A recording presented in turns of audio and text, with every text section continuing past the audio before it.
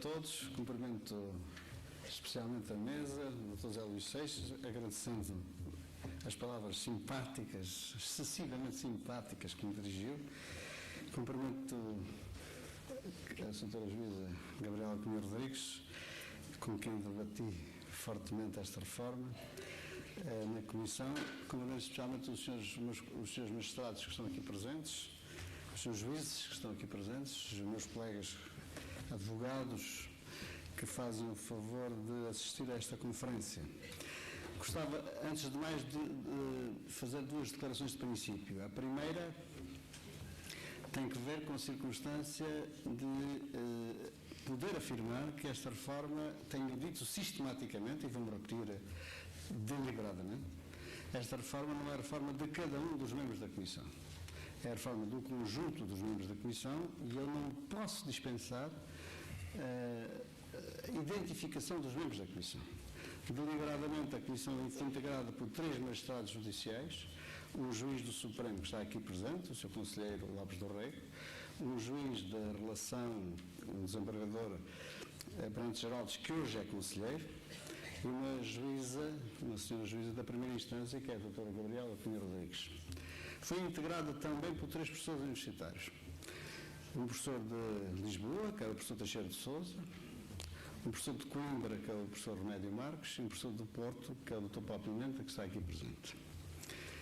E por 3 advogados, o bastonário Castro Caldas, que está aqui presente, o Dr. Armindo Ribeiro Mendes, eu próprio, e também o Dr. Sérgio Castanheira. Isto significa, portanto, que esta reforma, devem calcular, que durou 3 anos de reuniões assíduas, debatidas, profundas, às vezes muito polémicas.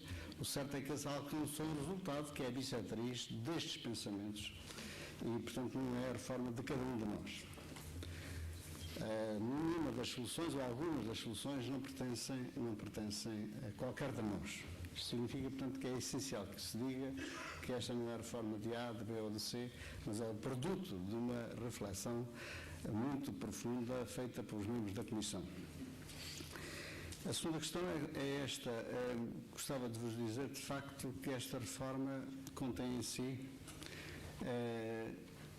algumas perplexidades, alguma dureza, alguma segurança na tramitação, mas à qual nós, advogados, não estamos habituados. E mesmo penso que há alguma responsabilização para os senhores juízes, à qual também não estavam habituados. Isto significa, portanto, que esta reforma foi pensada a 2 tempos. E já diria que tempos é que foi. De um lado, ter a perspectiva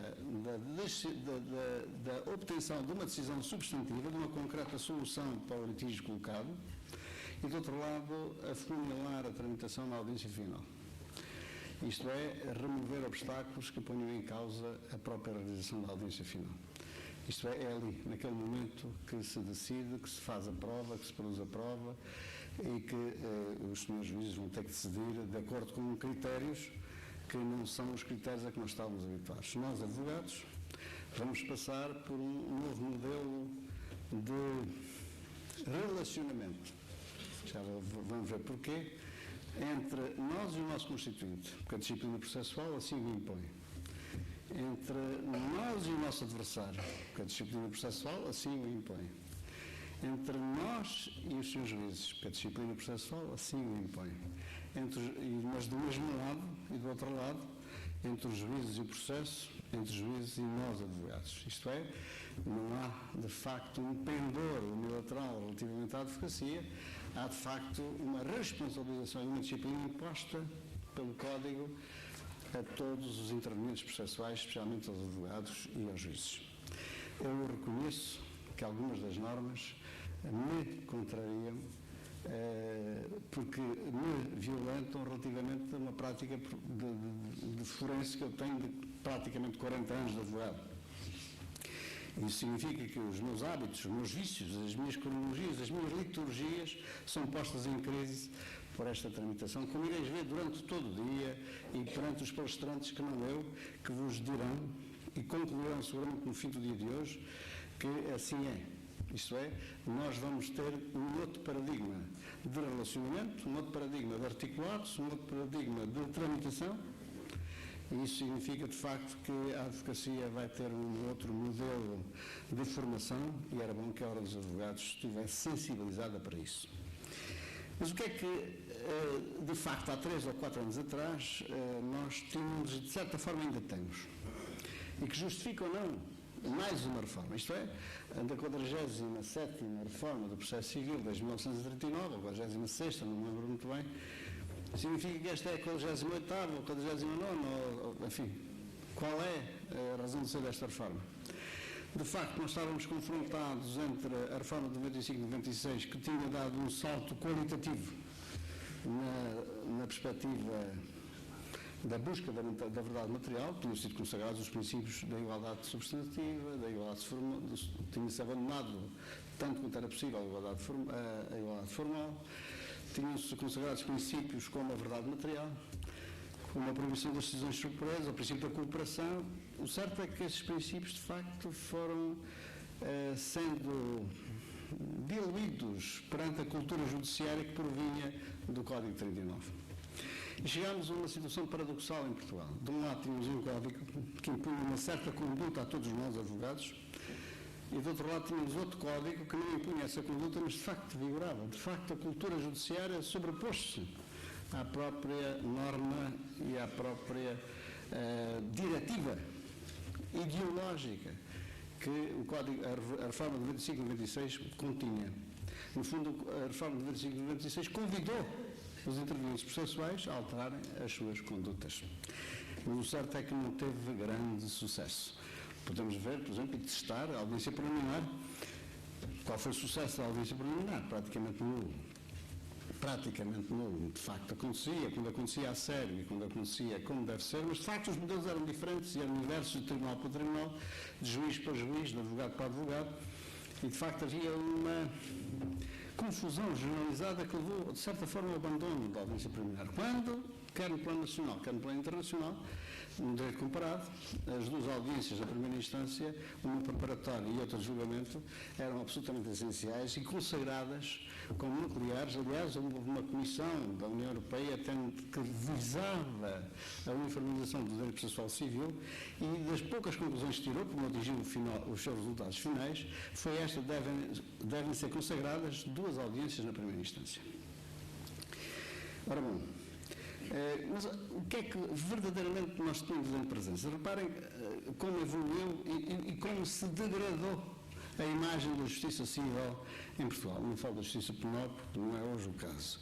Nós, em 1990, tínhamos pendentes 680 mil processos. Em 2000, 1.200.000, quase 300 mil. Isto é, em 10 anos, duplicámos as pendências processuais.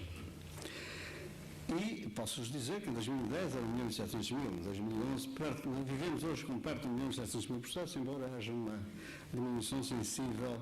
Há várias causas que não vou agora escalpelizar para tudo isto tenha sucedido, de facto.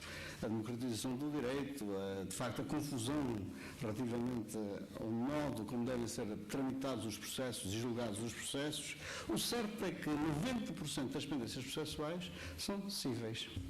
E na área penal são 6%. Portanto, isto é, de facto, os nossos tribunais estão preenchidos por ações cíveis. Mas qual é a duração média de uma ação civil? Qual é a duração média de uma ação civil? Segundo as estatísticas, não sou eu que inventei, em 2010 eram 30 meses. Isto é, para termos uma duração média de 30 meses, ou perto de 30 meses, 29 meses, significava que havia, e há, processos cuja duração real é muito superior a 30 meses. De facto, esta imagem da justiça é a imagem que a nossa comunidade recebeu ou recebe de uma justiça lenta, formalista, desprezando de certa forma os cidadãos, porque passam horas nos tribunais, sucessivos adiamentos. Quantas queixas nós temos de amigos nossos, familiares nossos, clientes nossos, de sucessivos adiamentos, e a pergunta é: mas quem é o responsável? São os juízes que não trabalham, são os advogados que provocam adiamentos, é excessiva prolixidade dos advogados, é o excessivo garantismo, e de facto há esta nuvem, há estas fáceis explicações para de facto uma coisa tão simples que é o próprio sistema em si mesmo está vocacionado para não permitir ao juiz que julgue, para impor ao advogado que seja prolixo. E eu já o disse várias vezes, confesso-me em muitos processos meus como prolixo. Eu confesso-me prolixo, dada a tramitação do processo e dadas as contingências da tramitação, especialmente ao nível das especificações do questionário, ou dos factos assentes, ou da base instrutória, como quiserem, eu confesso-me prolixo. Mas, de facto, essa prolixidade tinha que ser posta em crise, tinha que ser determinado que não houvesse prolixidade, isto é, enquanto a reforma de 95 e 96 fazia um convite para que nós não fôssemos prolixos, porque era a verdade substantiva que estava em causa, era o princípio da cooperação, o princípio da adequação formal, eram esses princípios, de facto, revolucionários no processo civil, revolucionários em Portugal, porque, de facto, nós não inventamos a roda em Portugal. Estes princípios já vêm de outros ordenamentos jurídicos que nós absorvemos porque, de facto, são adequados à justiça material que nós pretendíamos consagrar. O certo é que também se pode dizer, bom, não havia juízes suficientes. Não é verdade. O número de juízes aumentou. Não havia magistrados do Ministério Público suficientes. Não é verdade. Os magistrados também, o número de magistrados do Ministério Público também aumentou. Não havia advogados suficientes. Bom, estão aí. Podemos é melhor não falar sobre isso, sobre o número de advogados. Houve uma diminuição, sim, do número de funcionários judiciais, mas que não justificava estas paralisias, estes atrasos. De facto, era um sistema todo ele. E tem de ser visto no seu conjunto, nas variedíssimas causas. Portanto, quando alguém nos diz que há uma crise na justiça, eu não diria como o outro, puxo da pistola, mas de facto fico perplexo porque não há uma crise na justiça. Há de facto vários momentos na administração da justiça que são geradores de uma paralisia e até de um desprestígio que a justiça atingiu relativamente ao comum dos cidadãos. E, portanto, essa é a questão que nós vivemos. E, por outro lado, vivemos por uma prolixidade, e sim, legislativa. Essa questão deve ser aflorada, eu tentarei não ultrapassar a meia hora, até gostaria até de não atingir a meia hora, mas gostava de vos lembrar que, desde 1939 para cá, para verem como a prolixidade, eu tenho ainda por cima normas que se sucedem, às vezes sem grande justificação política, de política judiciária, não estou a falar de política partidária. A nossa política judiciária não carecia de algumas reformas e, no entanto, elas fizeram-se. Criaram grandes perturbações e grandes ruídos no nosso comportamento diário, nosso, de juízes e de advogados.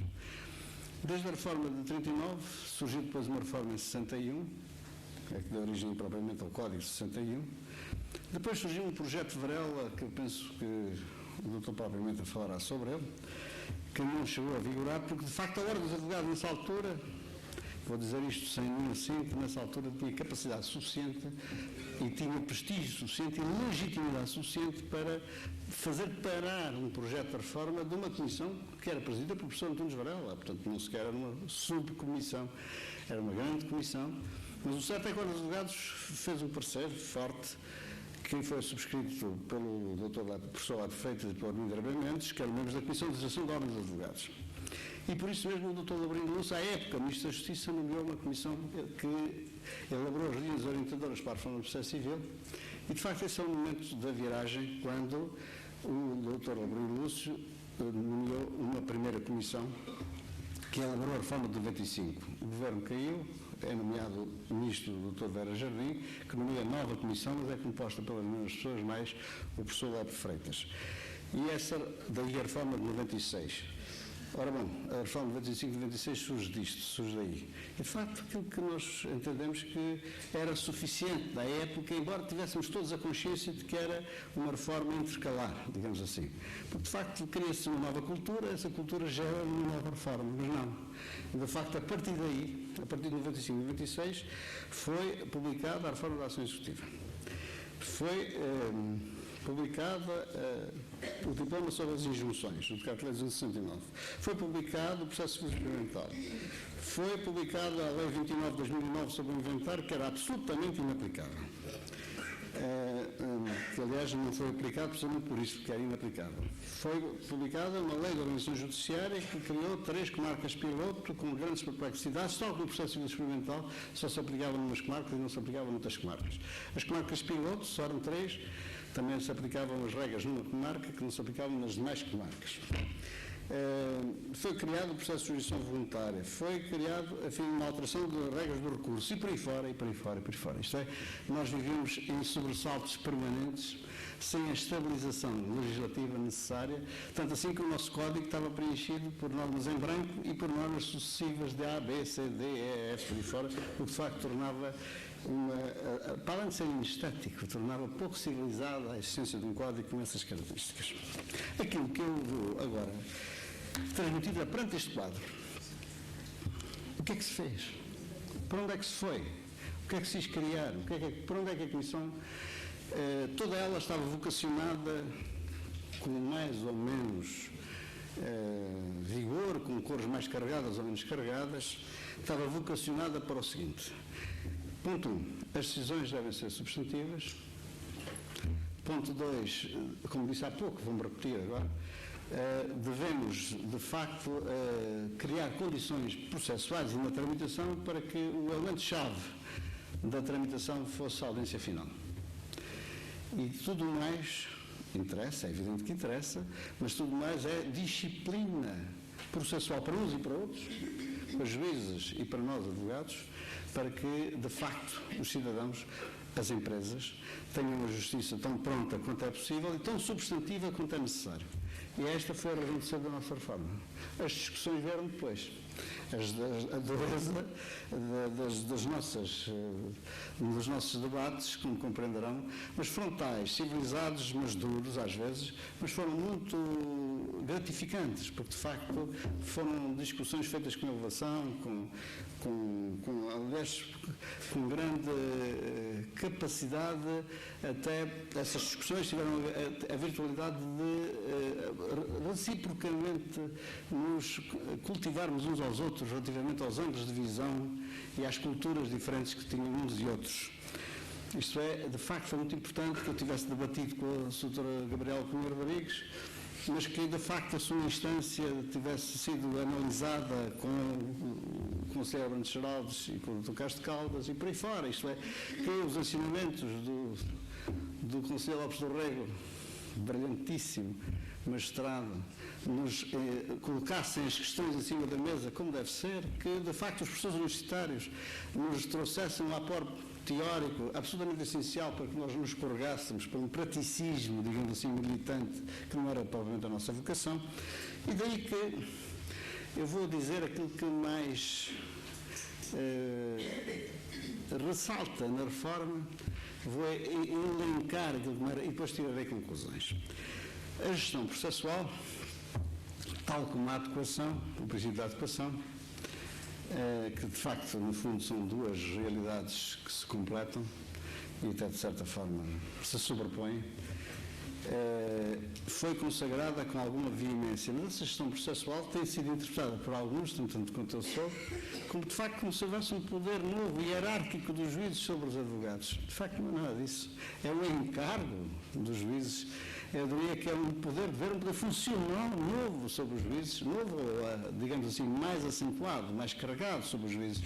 A gestão processual significa, de facto, a adequação feita por juízes e por nós em debate, porque o processo experimental não tinha após-debate, este código tem após-debate, será adequada à tramitação, à natureza, à complexidade do próprio dissenso, do próprio litígio. Chamávamos a atenção para isto, de facto, porque há quem pense, penso que nem todos os magistrados pensarão, penso que nós, advogados, teremos de resistir a isso, se alguns magistrados judiciais assim o pensarem. De facto, a gestão processual não é uma relação hierárquica entre juízes e advogados. Foi, de facto, consagrada de forma acentuada, digamos aqui, a prevalência da substância sobre a forma. Ao longo de todo o Código encontrarão vários institutos a que não estávamos habituados e várias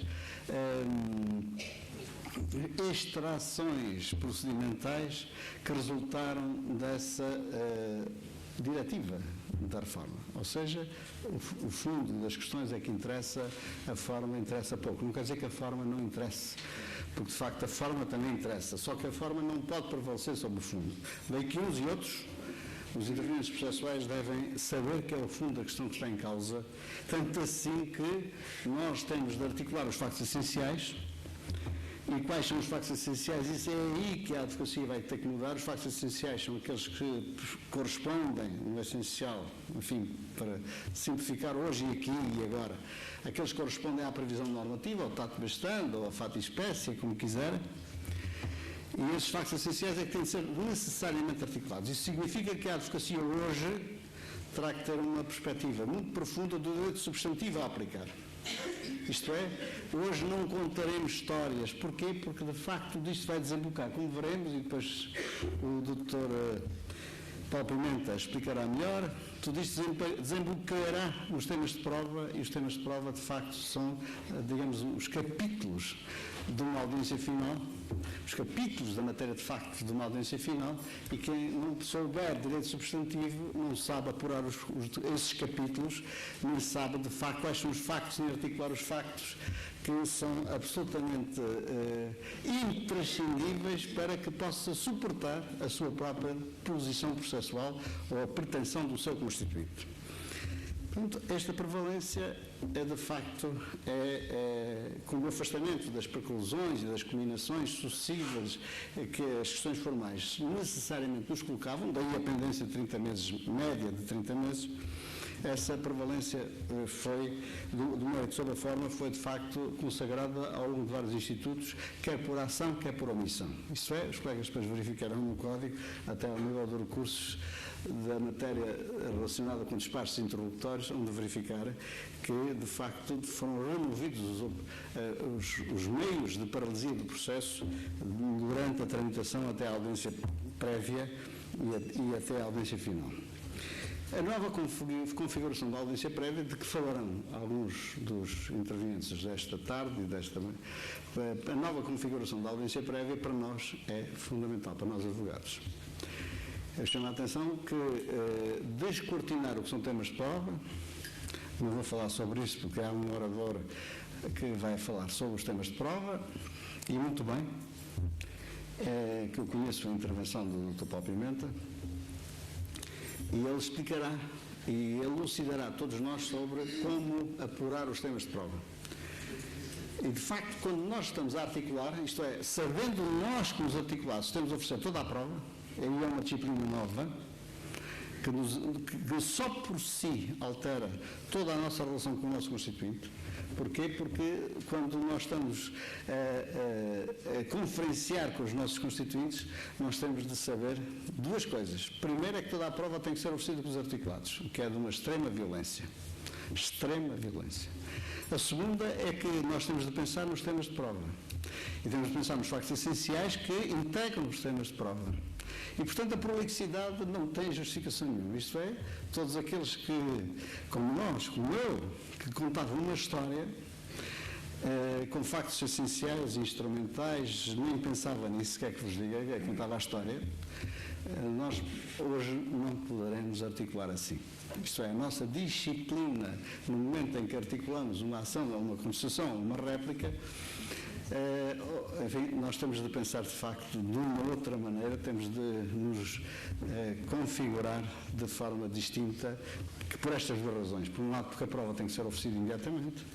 Já é assim o processo de trabalho, também não é assim uma coisa tão nova quanto isso, e é assim quase todo o direito comparado. Mas também posso-vos dizer, de facto, que é a questão de que nós sabemos que tudo o que nós fazemos vai desembocar nos temas de prova, significa que nós temos articulado de forma diferente, por capítulos, eventualmente, enfim, cada um terá o seu estilo, não é para o estilo que eu estou aqui a falar. Estou a falar é que, de facto, nós temos de ter a noção do que são temas de prova, o que são factos essenciais, e isso implica, arrasta consigo uma outra disciplina processual. Portanto, temos o ónus da alegação dos factos essenciais. E esse ónus não elimina o dispositivo, embora na epígrafe da norma respectiva, se tenha abandonado o dispositivo.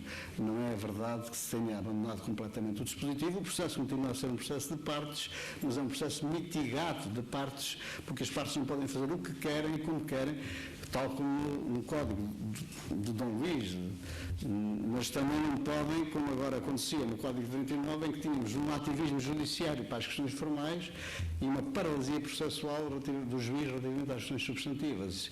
Essa desfocagem terminou aqui.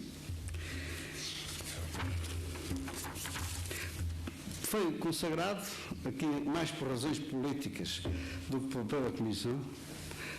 Aqui sim, houve uma intervenção política.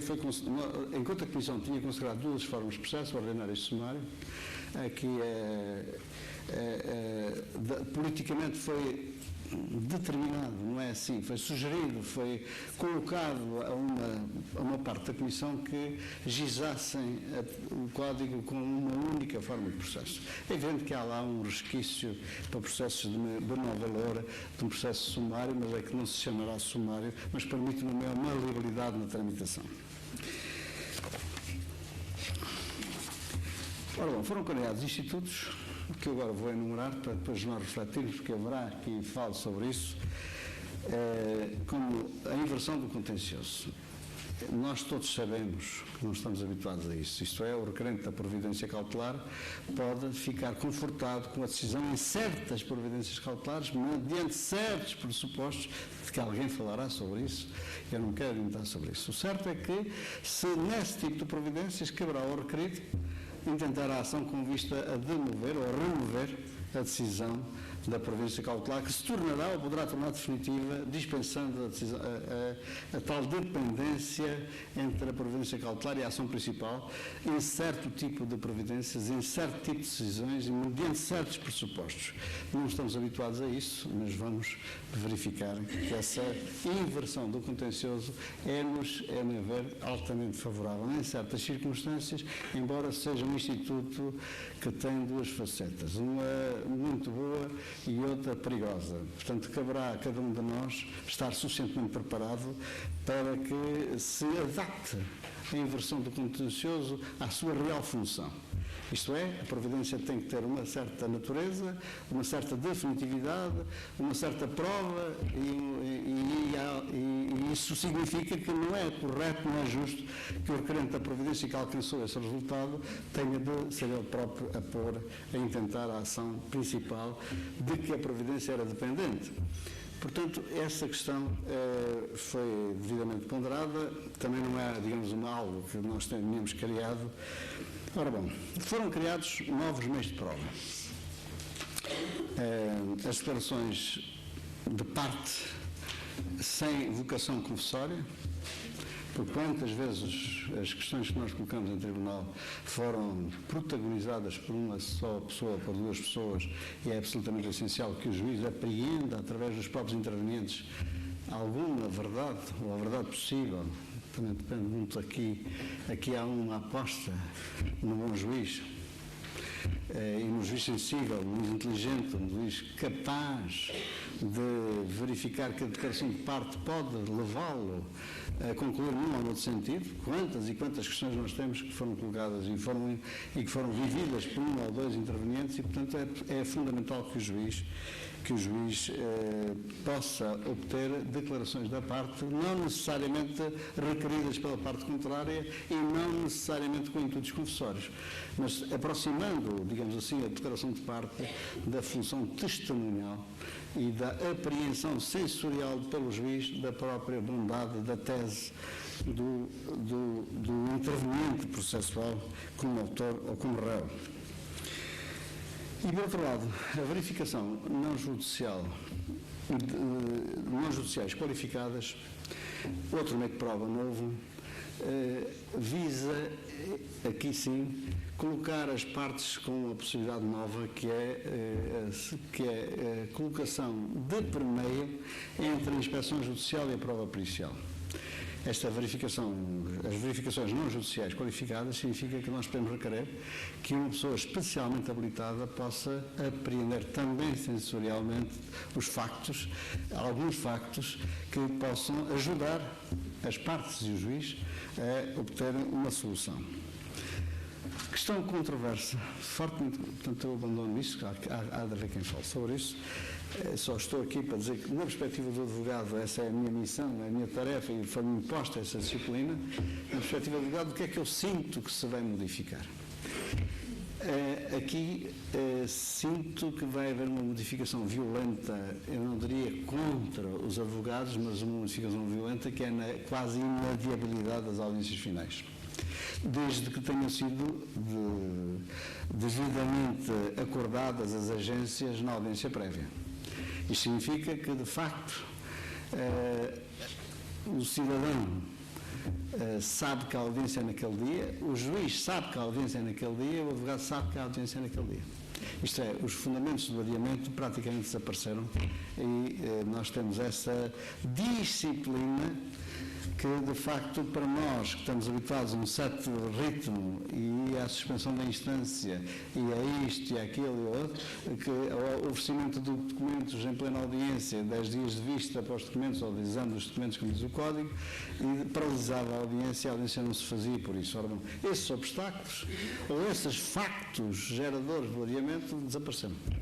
Nem a suspensão da instância pode pôr em crise o adiamento, nem o oferecimento dos documentos pode ser colocado como, salvo se forem supervenientes, pode ser pôr em causa a realização da audiência. E mais, a audiência tem uma cronologia pré-determinada, de tal sorte que na audiência prévia, os juízes e nós, advogados, acertamos a própria cronologia da audiência, de modo a que não fiquem fechadas num gabinete as testemunhas durante um dia inteiro ou parte do dia. Eu já próprio já tive essa experiência, porque de facto já tive uma audiência prévia em que o senhor juiz me disse: diga lá quanto tempo é que esta testemunha demora. Olha, 1 hora, mais ou menos 1 hora, e esta é rápida, é meia hora, e esta vai durar uma tarde inteira e tal. Sim, senhor, então vamos combinar. Então foram sendo distribuídos os horários em função daquilo que cada um de nós, advogados, perspectivava relativamente à duração provável. Posso demorar 3 minutos. Então pronto. 3 minutos. Então pronto, vou mesmo terminar. Isto é, vou ultrapassar tudo. Vou dizer que a audiência final é sempre gravada. As alegações de facto e direito são simultâneas. Não há resposta aos quesitos depois da audiência, portanto o juiz responde à matéria de facto, provada e não provada, na própria sentença. Há uma limitação do número de testemunhas até em função dos temas de prova. E há um processo novo, ou melhor, gizado de forma diferente, que é do tal da personalidade. Mas gostava de dizer o seguinte, para terminar e para obedecer aqui às instruções da Presidência, que acho que é draconiana, mas vamos obedecer. Não falarei da ação executiva, tenho pena, mas falar-se-á depois, porque há muitas alterações na ação executiva. Gostava de dizer que a sua instância tem um novo figurino e tem novas virtualidades. Isto é, esta reforma quis que a sua instância tivesse potencialidades, não tanto para destruir as decisões da primeira instância, não tanto para fiscalizar, mas é a primeira instância que nós queremos que seja muito boa e que, para ser boa, é preciso que se saiba que as suas instâncias têm poderes, têm faculdades, quer para rever a prova, quer até para exigir que sejam produzidos novos meios de prova, oferecidos novos meios de prova. Portanto, a sua instância aqui vai ter que brigar para ser eficaz com uma outra organização judiciária que eu não sei qual é. Não sei o que é que está pensado para isso, mas sei é que esta sua instância, tal como está, penso no artigo 662, onde verificar que as novas, que são bem diferentes, ou melhor, são substancialmente distintas do antigo 712, do Código Antigo. Ora, estas novas meios de prova, estas novas virtualidades da tramitação, esta nova filosofia que é dada à sua instância, novos poderes aos desembargadores, de facto responsabiliza muito a primeira instância. Curiosamente, responsabiliza a primeira instância. E, portanto, nós temos, todos nós, uma configuração diferente magistrados judiciais, juízes, há quem entenda que não são magistrados judiciais, são os senhores juízes, e nós, advogados, nós temos uma relação diferente, volto a dizer, e para terminar, uma relação diferente com os nossos constituintes, com os nossos colegas, com os juízes. Mas isto é sinalagmático. Do outro lado, os juízes sempre têm uma relação diferente com o processo, com o julgamento e connosco. Portanto, é uma aposta. É uma aposta. Não há aqui soluções perfeitas ou definitivamente perfeitas. Em processo não há soluções perfeitas. A riqueza da condição humana é tão variada que, de facto, não há processo que resista a essa riqueza. Não há direito processual civil, nem penal, que resista à riqueza das relações humanas. O certo é que esta é a solução possível, porque nós encontramos a simbiose. Tentámos encontrar a simbiose entre um novo código e um código novo. Ele é, de certa forma, um novo código, mas também é, de certa forma, um código novo. Muito obrigado a todos pela paciência que me tiveram a ouvir. Muito obrigado. Não quero mais nada.